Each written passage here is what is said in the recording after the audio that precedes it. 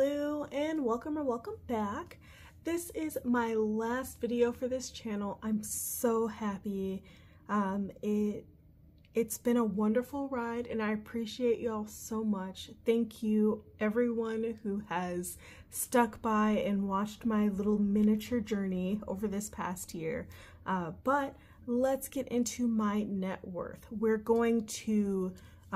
We're doing this more simply than I used to because this is the format that I'm going to be using for my couples budget starting next month. So I simplified everything a little bit so we just have things by account instead of having every single category broken down for my savings. Because I was taking up this whole thing with my cash, and then I just had the non-cash over here, but my partner has debt, so I'm gonna need this side for his debt. So I decided to condense things a little bit. So we're going to do this and then compare it to the first net worth I did after I sold my house. So that was in September. So I guess this is a quarterly net worth update instead of just monthly, if you want to look like that. Okay, anyway, let's get into it.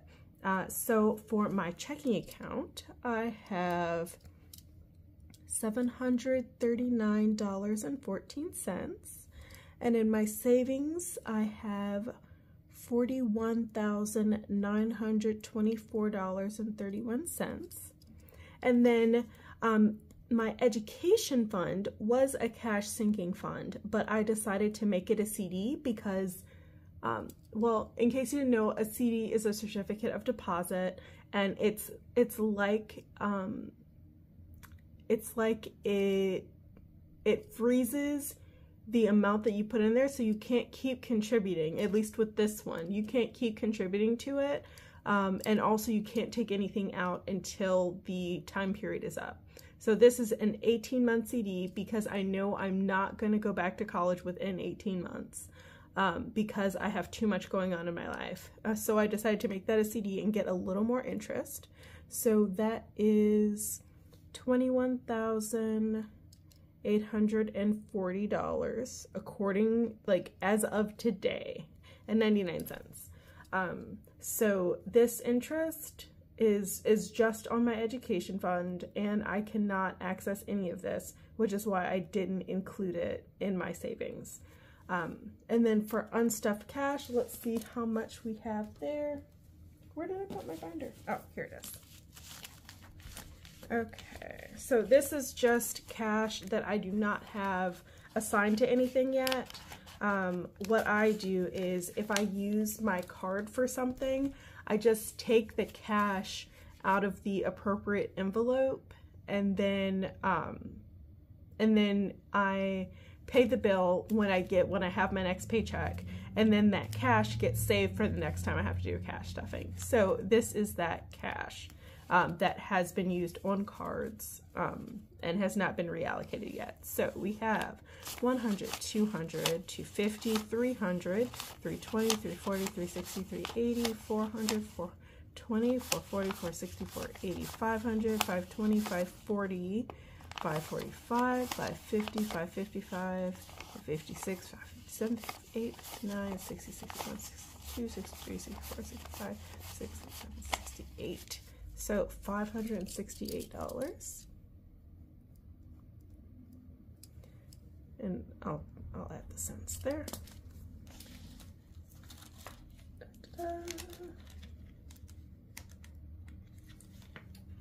So I do have, for the record, in case you didn't know, I do have these other envelopes. So these are my, what I call revolving funds.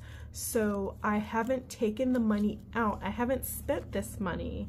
It's just in the envelopes, but I count this as already spent because I don't want to keep track of receipts. So I do have this money, but this is basically already spent as far as I'm concerned, just so that I don't have to keep track of so many transactions. I already have enough transactions, y'all. I have enough.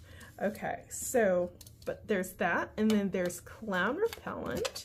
And this is my Chicago Bucks. So I keep it in this little Chicago tin that is from Garrett Popcorn Shops. I love their popcorn, actually. And this is my Chicago Bucks. So these are from the Federal Reserve Bank of Chicago. I spent some of the money, which is why I have a 10 and a 5 in here, is because I spent some of the money on a Christmas present for the kids. And I use this, well, the whole point of this is to invest in emotional stability. So my whole purpose in all of this is to be financially and emotionally stable. And I think a lot of that comes from how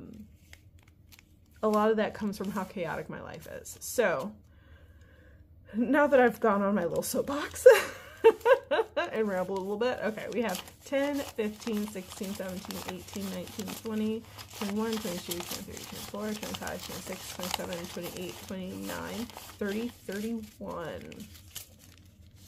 And yeah, I don't actually include clown repellent in my budget, just because it's just whenever I get bucks with the G on it, I just set it aside in here. I don't, this is from like various categories, but I thought it was too complicated to track it, so I didn't. As long as I'm using things for what they're supposed to be used for, I really don't care.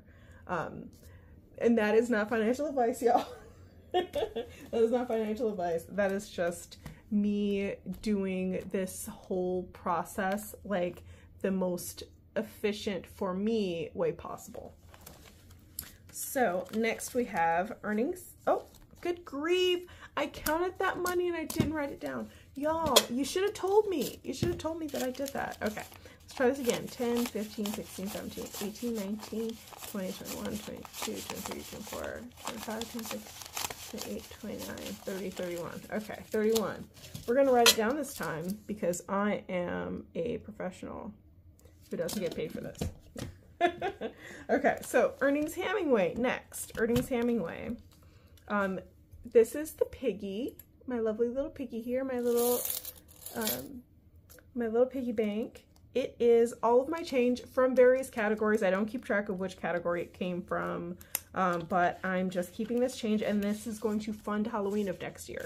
But because I do want to keep track of how much is in there, I only put change in him in increments of $2, and then I use these fake $2 bills to keep track. So, and you know, these stick together real bad, so they're kind of hard to count sometimes, but let's get into it. Okay, so 2, 4, 6, 8, 10, 12, 14, 16, 18, 20, 22, 24, 26. So we got $26 in change in Ernings Hemingway. And I am very happy with that. I have some more change, but I don't have $2 worth, so I haven't been stuffing him lately because I haven't been using much change because my partner has been buying the groceries. So I didn't have all the change from that, so it's like building a lot slower now. Okay, so that is $26. And let's do some math. Okay, so we have 739, 14 plus 41, 924, 31 plus 21, 8. Oh, 21, 840.99 plus 568 plus 31 plus 26. So $65,129.44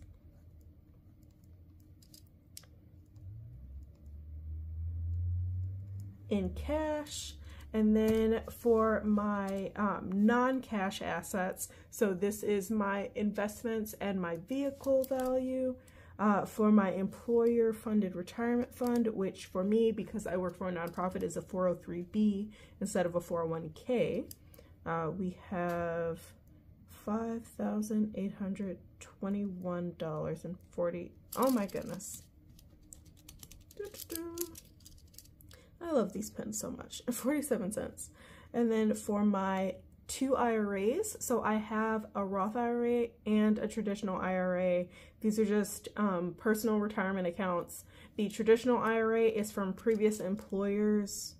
I just rolled them over, which is something that you can do instead of having all these different employee or employer-sponsored retirement accounts after you leave jobs. You can just take that money and put it in a traditional IRA and not pay taxes on it until you take that money out when you retire. So for my IRAs, I have $32,722.12. And then for my brokerage, which is just my taxable, this is my taxable investments, nothing to do with retirement. I was actually planning on saving up my taxable investments to get a house. So we'll see how that goes. But that has $3,752.02. And my car value is $32,179. So let's add that up. So 5821.47 plus 32,722.12 plus 3752.02 plus 32,179. So that is 61. So $74,474.61. So let's add that to my cash. So 65,129.44 equals 139,604.05. So 139,604.05. Okay. Oh wow. My net worth actually went up. That is that's actually surprising considering how much money I've spent this month. I paid for my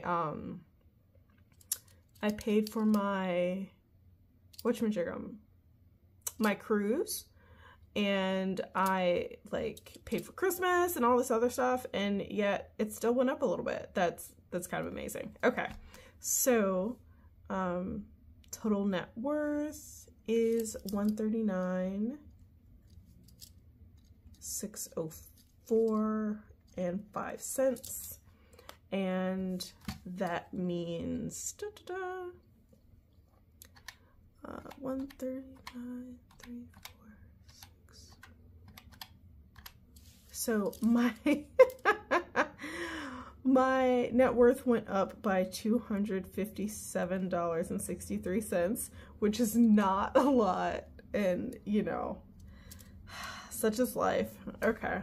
And then the percentage of that is, we're going to divide this by that amount, which is my last month's net worth, 39,346. Okay, so my net worth, if we're gonna round it up, went up one. Well, no, you can't even round that up because it's a 1 in front of the 0. So yeah, so we're just gonna. So my net worth went up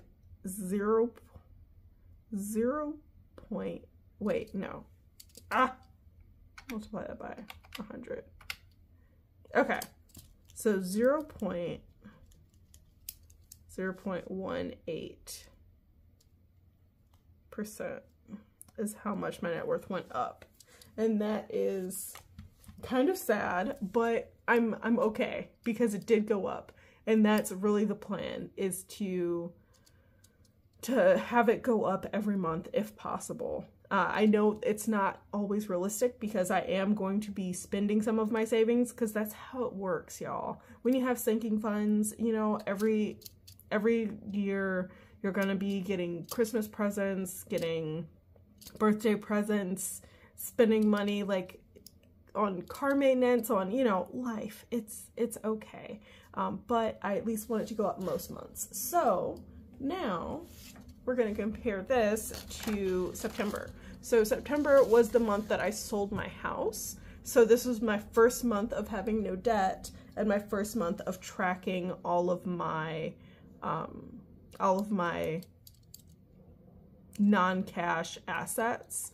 So I kind of wanted to take a look at what all this was. So if you look, since September, so this has been exactly 3 months, right? I'm not going to look at all the breakdowns because, you know, this stuff, I just kind of condensed it.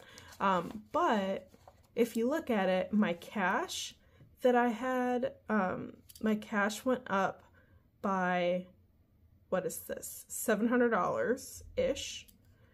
So my cash went up a little bit. My non-cash went up $4,000, over $4,000. So, and that includes having my car value go down by $4,000. So I'm actually more happy with this than I was before. Now that I look at it, now that I think about it. So yeah. So my employer retirement, of course, that's going to go up because I'm contributing to it. But then my IRAs, so how much did my IRAs go up? Let's see. We have 12,620.47 plus 13,503. Oh, wait, what did I do? I messed up. Okay. So 13,531.63 equals. So my IRAs went up from 26,000 to 32,000. So that went up $6,000. And I have not put $6,000 into my IRAs in 3 months. There's no way, because I don't make that much money. So yeah, that feels amazing. And I haven't put anything in my brokerage account, but that gained $200. Car value, of course, went down. So yeah, I'm actually stoked with this because oh my God, like, investing works, y'all, even when you don't make a lot of money. Keep that in mind. And you know, I have all this to say. I had a coworker actually say something to me like, you only have all that money because you sold your house. Which, yes, I did sell my house, and that is where most of my cash came from. However, I spent so much money fixing that house up. I got into so much credit card debt. And I was paying a mortgage on a house that I wasn't living in for months. Like, this money didn't come out of nowhere. I had that house for 10 years. I paid the mortgage for years on it. Even after I divorced my ex-husband. Like, I paid him $17,000 to keep the house, over $17,000 to keep the house. Because I paid him half of the equity in the house. So I paid him over $17,000 to keep the house. And then I paid the mortgage for years after.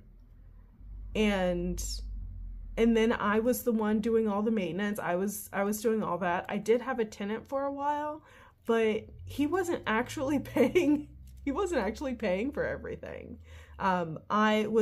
This was a so-called friend of mine, and I was giving him a deal where all he paid was the mortgage and utilities. I paid for all the maintenance. I paid for the lawnmower that I actually left behind so he could keep using it. Snowblower. I was paying for all the maintenance. Anytime something went wrong, I was the one paying for it. That did not come out of the rent that he was paying me.